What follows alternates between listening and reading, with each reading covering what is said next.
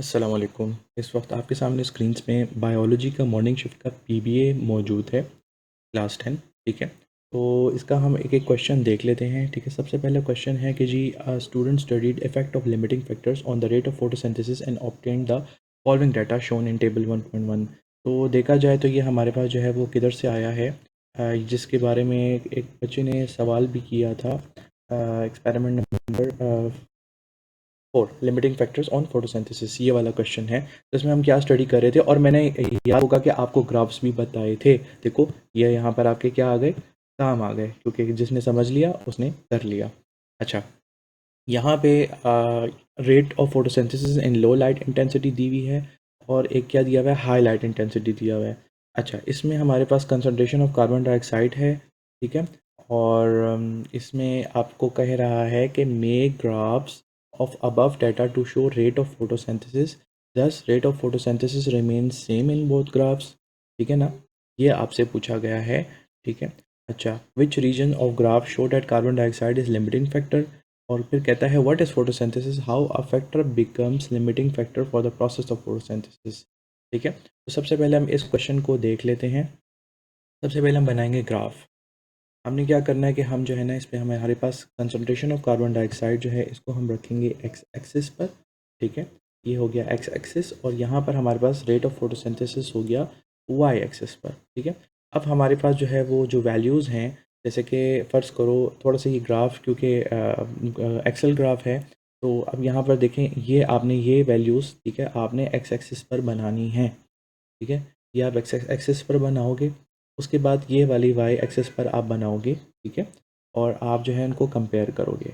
अब जैसे कि यहाँ पर ये वाला ग्राफ हो गया आपके सामने, ये देखो ये 20 है और ये 22 है। ठीक है, अब ये आपके पास ये ग्राफ आ गया। अब देखो यहाँ पर क्या हो रहा है कि ये प्लेट्यू यहाँ पे बन रहा है, इस जगह पे, यहाँ पे इस तरह पर लग रहा है कि ये लिमिट हो गया, और ये जो है इंक्रीज़ हो रहा है, फिर ये आगे जाके ऐसा लग रहा है कि ये लिमिट हो गया है। अच्छा, अब यहाँ पे देख लेते हैं, the graph shows that the concentration of carbon dioxide increase. जब हम इंक्रीज करते हैं तो फोटोसिंथेसिस दोनों में इंक्रीज हो रहा है, लेकिन दोनों में रेट सेम नहीं रहेगा।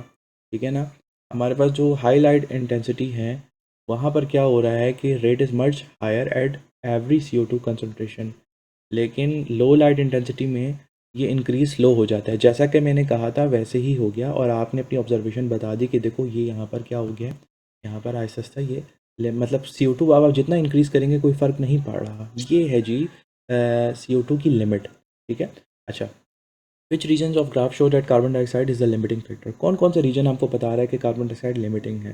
ठीक है, अच्छा, लो लाइट में यहाँ पर जो है हमारे पास, जैसे कि मैंने आपको कहा, यहाँ पे देखो ये यहाँ से जो है ना, शुरू तो यहीं से होता है, लेकिन असल में यहाँ पे ज़रा सही तरीके से आप देखो, लिमिट का आपने ऐसे अंदाज़ा लगाना है कि कर्व जो है वो थोड़ा सा हॉरिजॉन्टल टाइप आता है। ठीक है, ये यहाँ से आपने लिमिट का अंदाज़ा लगाना है। ठीक है, in the highlight the same is observe from 0.12 to 0.14। यहाँ पर जो है लिमिट इधर से लेके इधर तक, ठीक है, थोड़ा सा हॉरिजॉन्टल से थोड़ा सा लाइक तिरछा होगा, लेकिन ये है कि यहाँ से CO2 की लिमिट का पता लगेगा। अच्छा, इसका अगला तीसरा पार्ट है, what is photosynthesis, how does a factor become limiting. कहता है photosynthesis a process by which plants prepare food from carbon dioxide and water in the presence of sunlight और क्लोरोफिल। ये तो सबको पता है, लेकिन आपसे पूछ रहा है कि how does a factor become limiting, कब लिमिट हो जाता है। ठीक है, इसकी मैंने आपको डेफिनेशन बताई थी, यहाँ दोबारा एक्सप्लेन कर रहा हूँ। ये एक लिमिटिंग फैक्टर बन जाता है जब उसकी शॉर्टेस्ट सप्लाई हो जाती है, और फोटोसिंथेसिस की रेट को कंट्रोल करता है। जैसे कि देखो मिसाल के तौर पे, जब CO2 लो होती है, ठीक है, और और जब हाई CO2 होती है, ठीक है, तो लो लाइट, मतलब यहाँ पर आपको बताया हुआ है कि at CO2 carbon dioxide is limiting. ठीक है, लो CO2, और हाई CO2 पे लो लाइट, यानी यहाँ पर लाइट इंटेंसिटी। मतलब कहने का मकसद ये है कि जब एक वेरिएबल जो है वो एक्सेस में होता है, ठीक है, तो इस टाइम पर क्या होता है, लाइट लिमिटिंग में होती है, और जब CO2 जो है वो लो हो जाता है, लिमिट हो जाता है, तो लाइट जो है वो इंक्रीज हो जाती है। ये मैंने आपको उसमें भी बताया था। अच्छा, अब हमारा जो है वो सॉरी, कंप्यूटर साइंस का कोई गलती से मैंने उसको भी एक्सप्लेन करूँगा इंशाल्लाह। अगला जो है हमारे पास जो है आपके पास आ रहा है क्वेश्चन, इसको देख लेते हैं। ये A student studied the process of transpiration in plants using cobalt chloride paper. ठीक है. Write down brief procedure of experiment. इसका brief procedure लिखें. Which surface of the epidermis changes the color of the cobalt chloride first and why. ठीक है. Which will similar results be obtained in summer and winter. Give results. ठीक है. अब हमारे पास यहाँ पर देखें क्या है. यहाँ पे हमारे पास है जी एक हेल्दी पॉटेड प्लांट. ये वही वाला है, मैंने आपको बताया था ना, एक कोबाल्ट क्लोराइड का पेपर लो और उसके लीफ के दोनों साइड्स पे लगाना है, एक अपर साइड पर और एक लोअर साइड पर. उसके बाद आपने क्या करना है, उसको थोड़ी देर के लिए छोड़ देना है. फिर आपने जो है ना कलर चेंज ऑब्जर्व करना है. ठीक है. तो पेपर क्या हो जाएगा, turn, it will turn pink.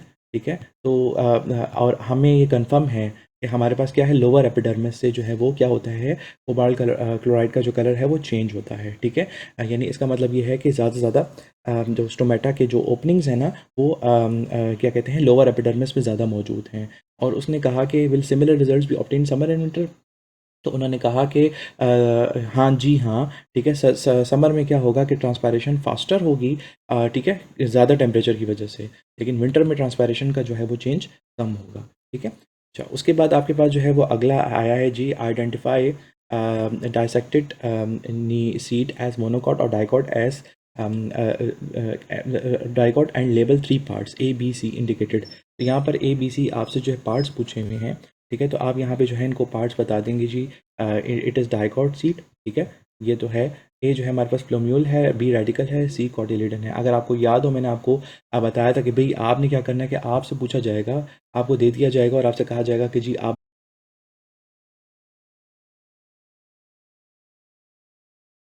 तो ये हमारे पास जो है ये क्या है, ये पैरामीशियम है. ठीक है. उसके बाद है identify the type of animal tissue shown in diagram. तो ये मैंने आपको दिखाए थे, मैंने कहा था कि ये आप याद रख लेना. देखो ये हमारे पास मसल टिश्यू है, स्टायरेटेड मसल टिश्यू हो गया.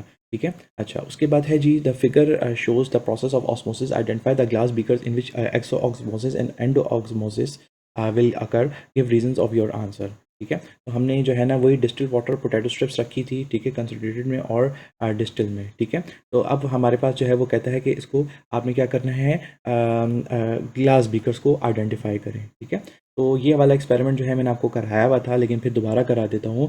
कि डिस्टिल वाटर में जो है ना एंडो ऑस्मोसिस हो रहा है, क्योंकि इसमें जो है ना पोटैटो इसको एब्जॉर्व कर लेता है. ठीक है, जिसकी वजह से वो फूल जाता है. ठीक है, पोटैटो स्ट्रिप. और बीकर बी में हमारे पास जो है वो ऑस्मोसिस, एक्सोऑस्मोसिस होता है, क्योंकि water moves out of the potato cells. ठीक है. क्योंकि इसमें से जो है ना वो सारा का सारा निकल जाता है और वो श्रिंक हो जाता है, फ्लैसेट हो जाता है. ठीक है.